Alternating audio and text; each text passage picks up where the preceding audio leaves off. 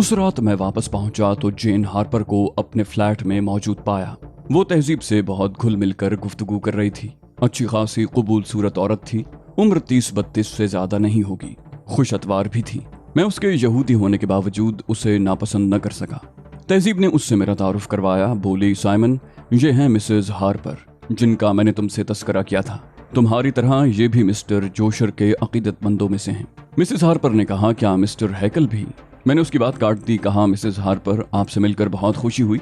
Michael जोशर की अकीदत के हवाले से आप मेरे लिए और भी मोहतरम हो गई हैं। माइकल जोशर मेरा आइडियल है। मैं अक्सर उसके बारे में सोचता रहता हूँ। कितना अजीम है वो, इल्म का समंदर, और उसने हमारे इज्तिमाई मकासद के लिए अपनी जिंदगी वक्फ कर दी है। मुझे तो उससे इश्क है। जेन हार्पर ने कहा, बेशक मिस्टर जोशर फरिश्ता सिफत आदमी है। उसके लहजे में अकीदत थी। मैंने कहा, कभी कभी मेरा दिल चाहता है कि मेरे पास जो कुछ भी है मिस्टर जोशर के कदमों में रख दूं और उनसे कहूं कि उनके मिशन के सिलसिले में अमली तौर पर मैं भी बहुत कुछ करना चाहता हूं। जेन हार्पर ने कहा, यह कौन सी बड़ी बात है मिस्टर हैकल, मैं आपको मिस्टर जोशर के पास ले चलूंगी। मैंने तहजीब से मुखातिब होकर कहा, जोएना, जरा हिसाब तो लगाओ कि हमारे पास कितनी रकम मौजूद है। ये मौका मिला है तो इसे ज़ाया क्यों किया जाए। तहजीब ने कहा, ठीक है साइमन, मैं कल हिसाबात चेक करके बता दूंगी। सच तो ये है कि ये हमें सुरखरुई का मौका मिला है और इसे ज़ाया नहीं होना चाहिए। गरज में और तहजीब देर तक माइकल जोशर के लिए रतबुल लिसान रहे। जेन हम लोगों से बहुत मुतासिर नजर आ रही थी। कुछ तो वो बेचारी वैसे ही सीधी सादी औरत थी और कुछ हम लोग अदाकारी भी गजब की कर रहे थे। जेन के जाने के बाद तहजीब देर तक हंसती रही। बोली, हाँ तो मिस्टर हेक्टर, मेरा मतलब है हैकल, जरा ये तो बताएं कि मिस्टर जोशर के कदमों में रखने के लिए अपनी अकीदत की हम वजन रकम कहाँ से लाएंगे आप, और ये भी बताएं कि मुझे कल कौन सी रकूमात का हिसाब किताब करना है। मैंने भी हंसते हुए कहा, अकीदत की हम वजन रकम कहकर तुमने मेरी मुफलिसी की लाज रख ली। इस हिसाब से तो एक नोट की गुंजाइश भी नहीं निकलेगी। वैसे मैं तुम्हें ये बता दूं कि इस वक्त हम लोगों के पास सिर्फ $6 लाख रह गए हैं। तहजीब बोली, वो कैसे? क्या कहीं डॉलर्स का कोई दरख्त नजर आ गया था? अगर ऐसा है तो मुझे भी उस दरख्त के मुतालिक बताओ। मैंने कहा, उस दरख्त का नाम जोशू है और वो इसी शहर की जॉर्जिना हाउस नामी एक इमारत में पाया जाता है। फिर मैंने तहजीब को सारी तफसील सुना दी। उसने मुस्कुराते हुए कहा, तुम भी अजीब आदमी हो। करोड़ों की दौलत फलस्तीनियों के हवाले कर दी और अब लाखों में कर्ज लेते फिर रहे हो। वापस कैसे करोगे? मैंने बेपरवाही से कहा, देखा जाएगा। फिलवक्त तो मैं अपने काम के मुतालिक सोचना चाहता हूँ। जेन हार्पर से ज़हनी कुर्बत बढ़ती रही। इस कुर्बत के लिए हमने कोई दकीका फरोगुज़ाश्त नहीं किया था। मैं जानता था कि किसी भी औरत को तस्खीर करने का सबसे आसान रास्ता उसके बच्चे होते हैं। हम जेन के बच्चों से बेहद इल्तिफात बरतते थे। जेन ने 2-1 बार हमें समझाया भी, लेकिन वो हमारी मोहब्बत से मुतासिर हुए बगैर न रह सकी। फिर एक बार उसने कहा, जोएना, मैं जानती हूँ कि तुम मेरे बच्चों से इतनी मोहब्बत क्यों करती हो। अच्छा ये बताओ, मुझे ये कर्ज चुकाने का मौका कब मिलेगा? मेरी समझ में तो जेन की ये बात नहीं आई, लेकिन तहजीब का चेहरा गुलनार हो गया। उसे देखकर मेरी समझ में सारी बात आ गई। मैंने जोरदार कहका लगाया और कुछ कहने ही वाला था कि तहजीब जल्दी से बोल पड़ी, बात यह है जेन कि हमें कोई जल्दी नहीं। मैंने कहा, और इस हमें में मैं हरगिज शामिल। मैं अपनी बात पूरी न कर सका। तहजीब ने आंखें निकाल कर बुरी तरह मुझे घूरा था। जेन हार्पर भी हंसने लगी। इस किस्म की बेतकल्लुफाना नशिस्तें हमारा मामूल बन गईं। दिन का अक्सर वक्त मैं जोशू के साथ गुजारता था। वो तहजीब को बहुत याद करता था, लेकिन जानता था कि उसका हमारे फ्लैट की तरफ जाना मुनासिब न होगा। हमारा सेटअप मुकम्मल हो चुका था और किसी भी वक्त काम का आगाज किया जा सकता था। हम जेन से एबरन हॉल के सिलसिले में फरमाइश करते रहते थे। फिर एक खुसूसी तकरीब के मौके पर जेन हमारे लिए दावतनामा लेकर आई। यूं तहजीब उस इमारत को देखने चल पड़ी जो मेरी जिंदगी में एक अहम तरीन मोड़ की हैसियत रखती थी।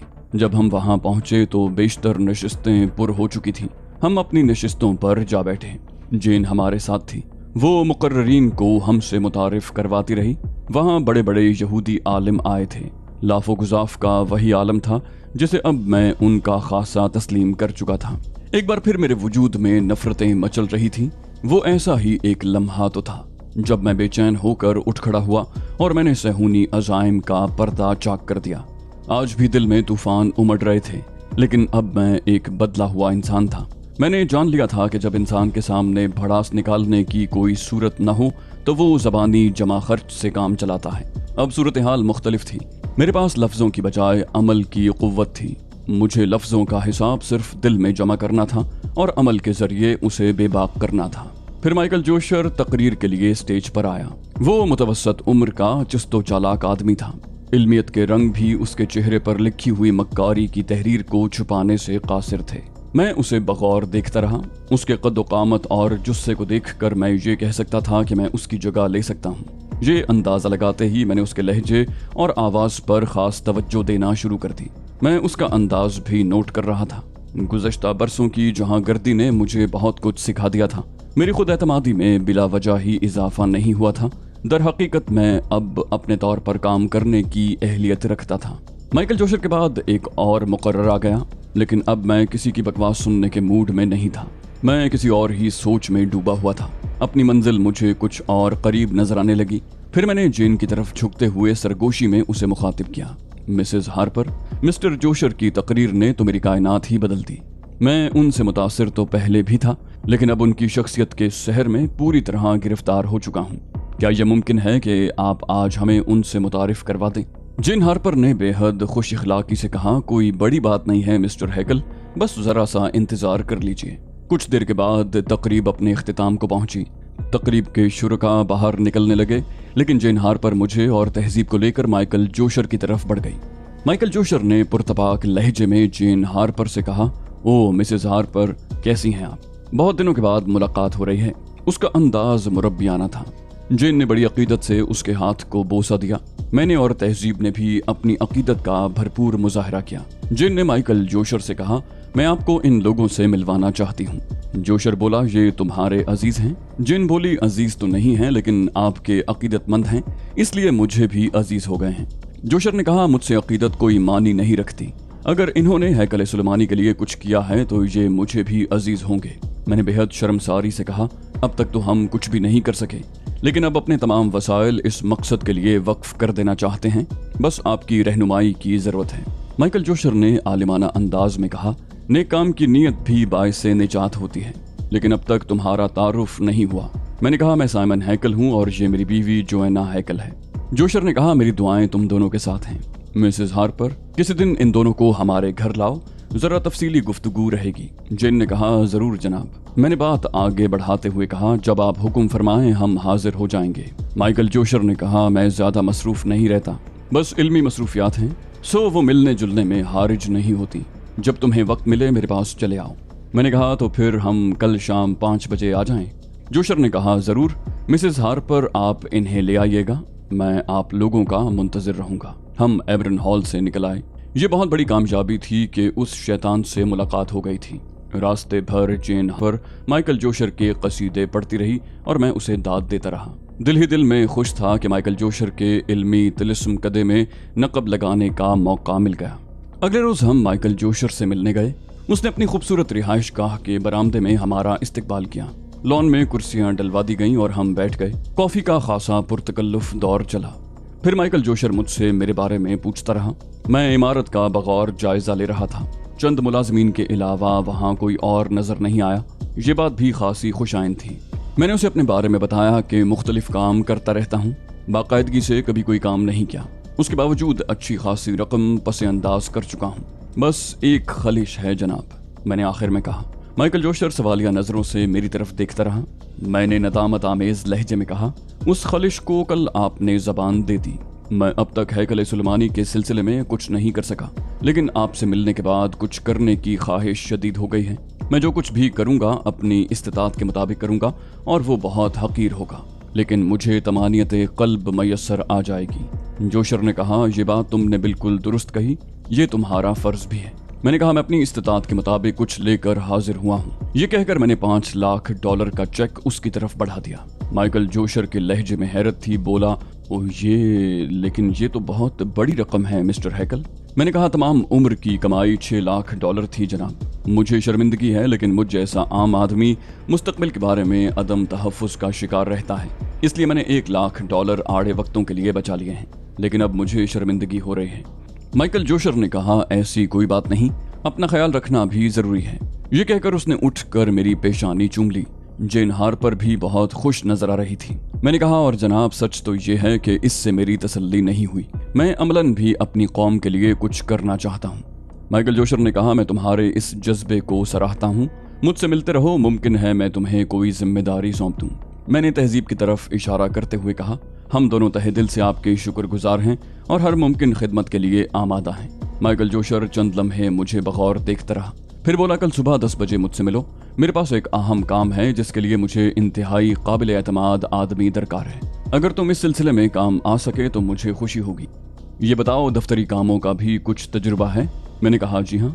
तहजीब बोली, और मैं टाइपिंग कर सकती हूँ। जोशर ने कहा, ठीक है, कल सुबह 10 बजे मैं तुम्हारा इंतजार करूंगा। हमने उससे इजाजत चाही। माइकल जोशर हमें छोड़ने दरवाजे तक आया और बड़ी गर्मजोशी से हमें रुखसत किया। जेन हार्पर ने हमसे माजरत कर ली थी क्योंकि वो मजीद कुछ देर वहां ठहरना चाहती थी। बाहर आने के बाद तहजीब ने मुस्कुराती निगाहों से मुझे देखा और बोली, तुम्हारा क्या ख्याल है अली? मैंने हाथ के इशारे से उसे रोक दिया। 1 मिनट। वो समझ गई कि फिलहाल मैं बात नहीं करना चाहता। हम कार में बैठे और मैंने कार स्टार्ट कर दी। मैं बहुत चौकन्ना था। मैंने अकब नुमा आईने में देखते हुए पूछा, उस पीली कार के मुतालिक क्या ख्याल है तहजीब? तहजीब ने चौंक कर पीछे देखा। मैंने कहा, नहीं, खुसूसियत से उस कार को देखने की हिमाकत न करना। मेरा ख्याल है हमारा ताक़ुब किया जा रहा है।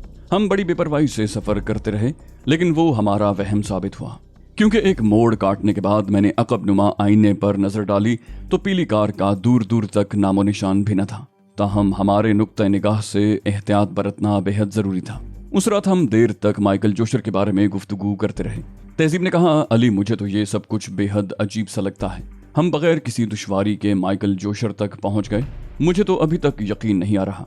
मैंने कहा, ये बात मैं समझ सकता हूँ। ये ताईद गैबी है और जब से मैंने इस काम में हाथ डाला है मुझे कदम कदम पर अपने रब की रहनुमाई का एहसास हुआ है, वरना ऑलिव हावर्ड जैसे बाइख्तियार और अय्यार आदमी के सामने मेरी बेसाथी क्या है। इसके अलावा तुम इसे माइकल जोशर की बदकिस्मती भी समझ सकती हो। तहजीब ने कहा, लेकिन उसने हमें इमारत के अंदर दाखिल नहीं होने दिया, लॉन तक ही महदूद रखा। मैंने कहा, मुमकिन है इत्तेफाक हो, वैसे भी इस किस्म के लोग जरूरत से ज्यादा मोहतात होते हैं। वो बोली, हाँ, ये मुमकिन है। माइकल जोशर शायद तन्हा रहता है। मैंने मुलाजमीन के अलावा किसी को नहीं देखा। मैंने कहा, जेन से उसकी निजी जिंदगी के बारे में नहीं पूछा तुमने? वो बोली, इत्तेफाक है कि कभी इसका ख्याल नहीं आया। मैंने कहा, चलो कोई बात नहीं, कल मालूम हो जाएगा। अगली सुबह 10 बजे हम माइकल जोशर के घर पहुंच गए। उसने मुशफिकाना अंदाज में हमारी पजीराई की और हमें लाइब्रेरी में ले आया। वहां अलमारियों में बेशुमार किताबें बेहद नफासत से चुनी हुई थी। एक राइटिंग टेबल भी मौजूद थी। माइकल जोशर ने बिला तमहीद कहा, मेरे नाम बेशुमार खुतूत आते हैं। यूं तो एब्रन हॉल के कुछ लोग इस सिलसिले में काम करते हैं, लेकिन निजी नौयत के खुतूत के सिलसिले में मैं उनसे काम लेना नहीं चाहता। मैं चाहता हूं कि तुम लोग मेरे निजी मावनीन की हैसियत से काम करो। मैंने कहा, यह हमारे लिए एक एजाज होगा। माइकल जोशर ने कहा, मैं इस सिलसिले में मुलाजिम भी रख सकता था, लेकिन जाती मामलात मुलाजिमीन पर नहीं छोड़े जाते और उन पर एतबार भी नहीं किया जा सकता। मुझे तुम जैसे लोगों की जरूरत थी। तुम अपने जज्बों में इस कदर सच्चे हो कि उम्र भर की कमाई उन जज्बों के नाम कर सकते हो। यूं तो हमें करोड़ों डॉलर के अतियात मौसूल होते हैं, लेकिन मुझे तुम्हारे जज्बे की सच्चाई ने बेहद मुतासिर किया है। तहजीब ने कहा, ये अल्फाज भी हमारे लिए एजाज की हैसियत रखते हैं। माइकल जोशर ने खुतूत का एक पलंदा हमारे सामने रख दिया। बोला, इन्हें पहले तो तारीख वार तरतीब देना होगा, फिर उसी तरतीब से हर खत का मुख्तसर सा खुलासा लिख देना। इस तरह मुझे जवाब देने में आसानी रहेगी। मैंने कहा, बहुत बेहतर जनाब। वो बोला, मैं यहाँ तन्हा रहता हूँ। बहरहाल मुलाजमीन तुम्हारी हर जरूरत का ख्याल रखेंगे। अब मैं चलता हूँ, मुझे एक काम से जाना है। माइकल जोशर चला गया। मैं और तहजीब एक दूसरे को मुस्कुरा कर देखते रहे। तहजीब ने कुछ कहने के लिए लब खोले ही थे कि मैंने होंठों पर उंगली रख कर उसे चुप रहने का इशारा किया। फिर मैंने कागज कलम संभाल लिया। मैंने कागज पर लिखा, फिल वक्त हम कोई खतरा मोल नहीं ले सकते। पहले ये देखना होगा कि यहाँ डिक्टाफोन तो नहीं है। तहजीब ने मेरी तहरीर पढ़ी और सर को तफहीमी जुम्बिश दी। उसकी निगाहों में माजरत थी।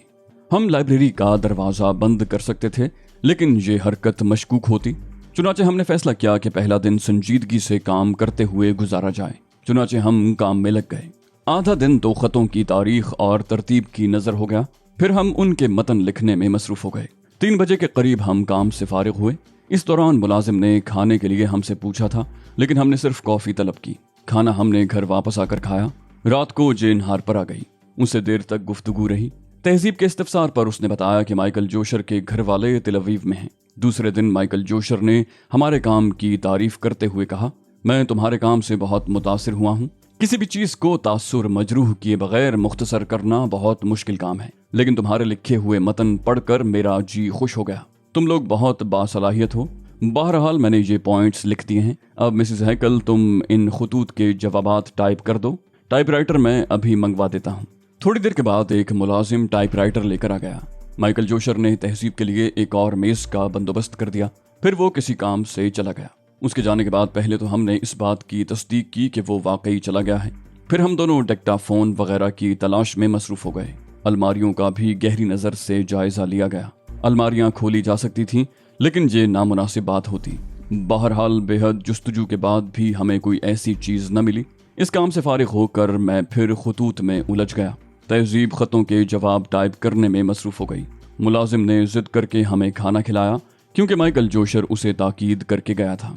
उस रोज काम से फारिग होते होते 5 बज गए। हम चलने ही वाले थे कि माइकल जोशर आ गया। वो हमें देखकर हैरान हुआ। बोला, इतनी देर तक काम किया है तुम लोगों ने? मैंने कहा, जी हाँ, काम नामुकम्मल छोड़ना अच्छा नहीं लगता। आने वाले दिनों में माइकल जोशर हम पर बहुत ज्यादा एतमाद करने लगा। 15 दिन की मुसलसल मेहनत रंग लाई। अक्सर उससे फलस्तीन के मौजू पर गुफ्तगू रहती। मैं मुस्कुराते हुए उसकी बातें सुनता रहता, लेकिन अंदर नफरतें उबल रही होती। उसने लिखी हुई कई किताबें हमें तोहफतन पेश की। गरज उसके घर हमारी आमदोरफ्त जारी रही और काम भी होता रहा। अब हमारे एतमाद में भी इजाफा हो चुका था। चुनाचे एक दिन मैंने लाइब्रेरी का दरवाजा अंदर से बंद किया और अलमारियां खोल डाली। अलमारियों में कागजात का अंबार लगा हुआ था। उस रोज तहजीब माइकल जोशर के काम में मसरूफ रही और मैं उन कागजात को खंगालता रहा। मैं अपने साथ स्पाई कैमरा भी लाया था ताकि अहम कागजात की माइक्रो बना सकूं। फिर मुझे काम के कागजात भी मिल गए। उन कागजात के जरिए एक अहम शख्सियत मुनकशिफ हुई। उसका नाम बारबन वाइको था और वो माइकल जोशर का दस्तेराज था। मजीद छानबीन पर पता चला कि यहूदियों ने एक खुफिया मंसूबा तैयार किया था, जिसमें फ़लस्तीनियों के अलावा शाम, सऊदी अरब और पाकिस्तान के बारे में कुछ प्रोग्राम तय किए गए थे। कागजात में उन इक़दामात की तफसील नहीं थी जो किए जाने थे। मैंने इस सिलसिले में तहजीब से बात की तो उसने कुछ देर की जुस्तजू के बाद बारबन वाइको का एक ख़त मेरे सामने रख दिया, जो जोशर के नाम था। ख़त में लिखा था, बैरूत से जवाब मौसूल हो गया है। ब्लैक प्लान पर फिलहाल अमल नहीं किया जा सकता क्योंकि दुश्मन चौकस है। अलबत्ता तमाम रिपोर्टें मुकम्मल हो चुकी हैं और उन्हें महफूज कर लिया गया है। अगले मरहले पर ग्रीन लॉट में जेम्स पोकर से राब्ता कायम किया जाएगा। वो बैंक है। मैंने उस खत को सेलुलाइट पर महफूज कर लिया और फिर तमाम अलमारियां बंद कर दी। मेरा जहन बुरी तरह उलझ गया था। मैं ब्लैक प्लान की मानवियत समझने की कोशिश कर रहा था, लेकिन दुश्वारी ये थी कि इस सिलसिले में तफसीलात मयस्सर नहीं थी। तलाशी के औकात को बराबर करने के लिए मुझे बहुत तेजी से माइकल जोशर के काम में मसरूफ होना पड़ा। कारकर्दगी घटने की सूरत में माइकल जोशर हमारी तरफ से मशकूक हो सकता था। अलमारियों की तलाशी का काम एक ऐसे ओवर टाइम की हैसियत रखता था जो दफ्तरी औकात में ही किया गया हो।